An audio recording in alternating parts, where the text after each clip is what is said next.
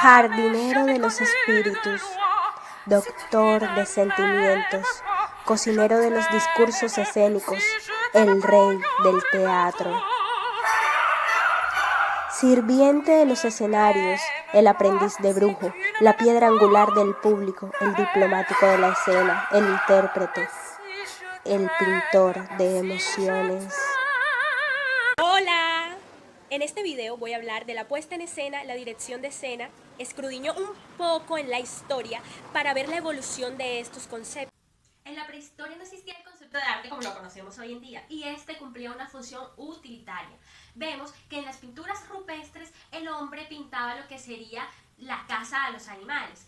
Asimismo, el sacerdote, o sea, el chamán, el brujo, hacía estas representaciones escénicamente, pero no solo como un medio de planificación de lo que sería que voy a cazar al animal, sino que era como una especie de trance donde se conectaban con sus deidades para pedirle perdón y permiso al alma del animal para poderla usar como su alimento. Es por esto que en la historia del teatro se ha considerado siempre al chamán como el primer actor. Y aún hoy el teatro conlleva una acción ritual. El actor está lleno de ritos antes de empezar la escena. Ambos eran ritos a la gloria de Dionisio, conocido también como dios Baco, o dios de la primavera, o dios del vino, y hasta como dios del teatro.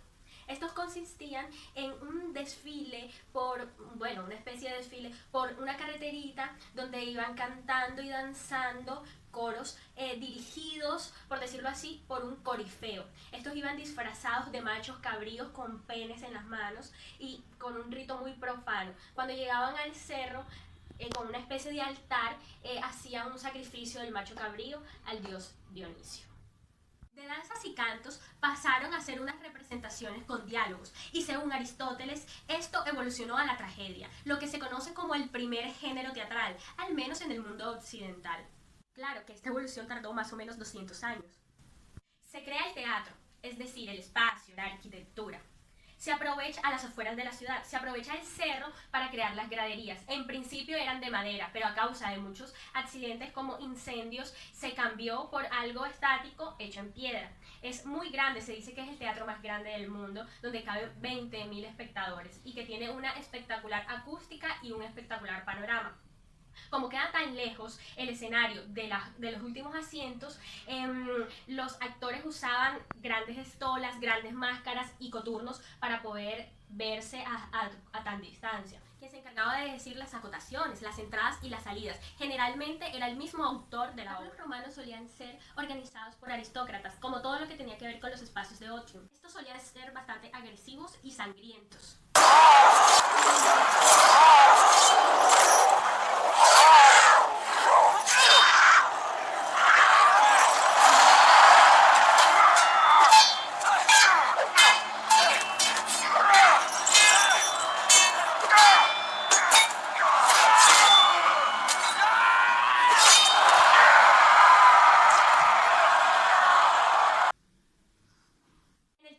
Gran influencia de Grecia en cuanto a los temas y los géneros a representar.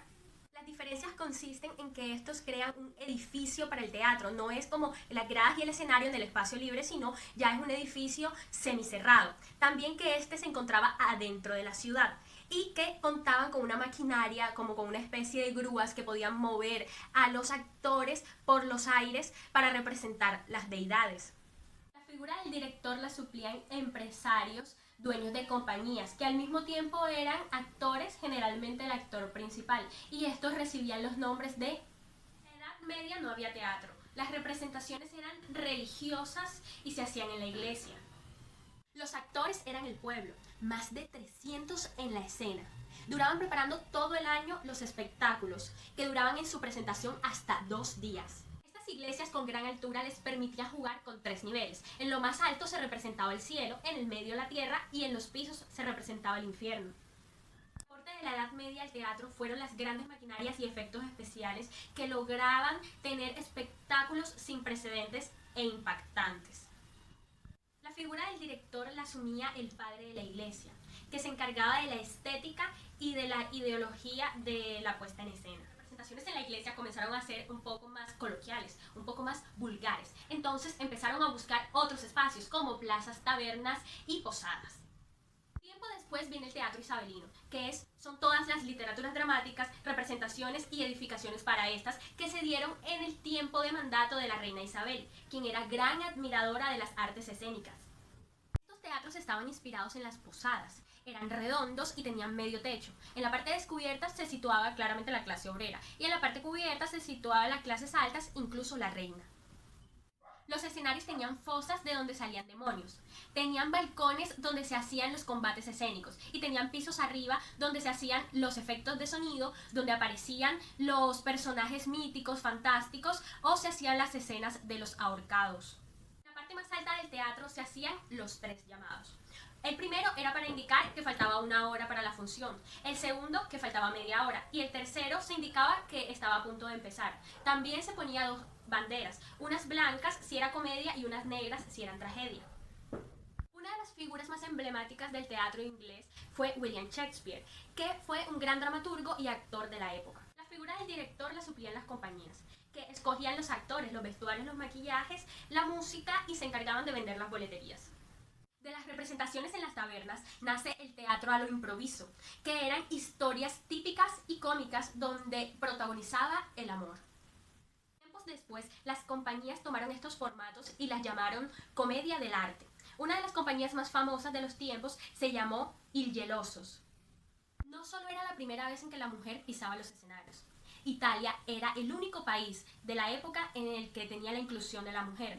No fue sino hasta tiempo después en que otros países como España adoptaran esta inclusión de la mujer en la escena. La figura del director la suplían los dueños de las compañías, que a su vez eran los actores principales. Estos se encargaban de escoger a los actores del reparto y también de escribir el canovallo, de buscar los espacios y las contrataciones. En otros ámbitos del teatro, en el Renacimiento en general, la figura del director la asumía el arquitecto o el escenógrafo. La tecnología de la época en Italia era la perspectiva.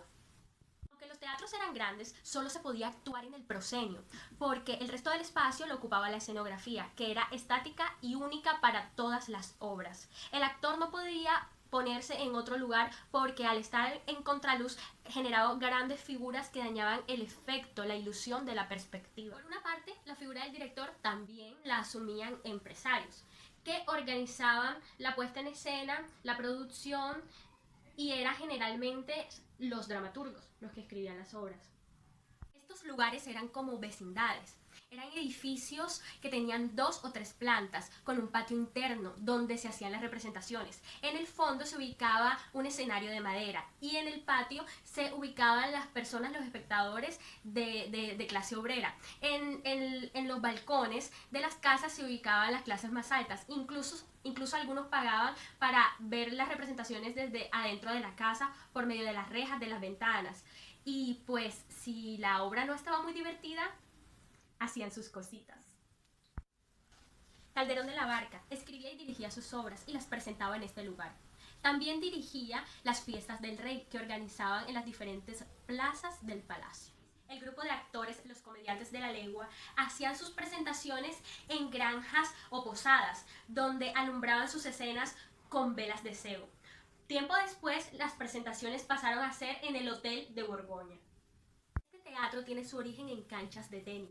Es por esto su figura rectangular y que los palcos se encuentran a los laterales debajo de los techos, donde obviamente se sitúan los espectadores. Aún aquí en este teatro se seguía alumbrando con velas de cebo y candeleros. Rey Sol, gran amante de las artes escénicas, especialmente del ballet. Tenía más conocimiento en las artes que en la política. Se habla de los grandes espectáculos que se presentaban en los jardines de su palacio, que eran dirigidos por organizadores de eventos de la época. Este se relacionaba con Molière, gran dramaturgo de Francia, y fue él quien le dio el crédito de todas sus obras después de su muerte. En Francia las representaciones se hacían para el ojo del rey. A diferencia de otros espacios que ya he mencionado, donde las altas clases y los reyes se situaban en los balcones o en lugares lejanos al escenario, el Rey Sol se situaba en primera fila, encabezando un triángulo que descendía en orden de jerarquía. Hoy en día se sigue manejando esta perspectiva, así que si vas a ir a ver teatro, mira bien dónde te vas a ubicar. De amor apasionado, fatalidad y venganza. Mezcla de lo trágico con lo cómico. La finalidad no era educar, sino conmover. Tiene lugar una mezcla de prosa y verso. El héroe masculino suele ser valiente y misterioso, y la heroína suele ser inocente y fiel. El naturalismo, que nos trae el director de escena, y grandes cambios escénicos. Evoluciona el arte de la interpretación. Se le pedía al actor interiorizar y no recitar. La escenografía deja de ser pintada para ser tridimensional. Hay abundancia de utilería y todo esto era con el fin de generar más realismo. Cada una de estas era cambiada por cada obra distinta. Se usaban luces a gas, lo que ocasionó varios incendios antes de la llegada de la luz eléctrica.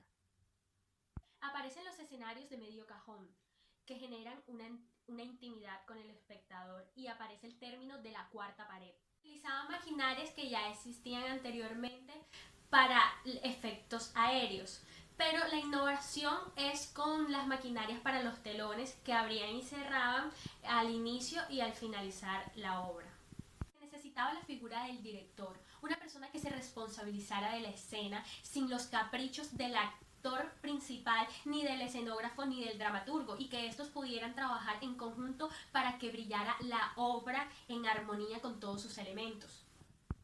La revolución industrial trae muchos cambios a la sociedad, de las que no excluye a las artes escénicas. Se necesitaba alguien que organizara y que produciera obras para el consumo de las personas. Los primeros directores de la escena teatral fueron Jorge II, Antoine Stanislavski y Meyerhold, quienes catapultaron al director como el rey de la escena teatral en el siglo XX.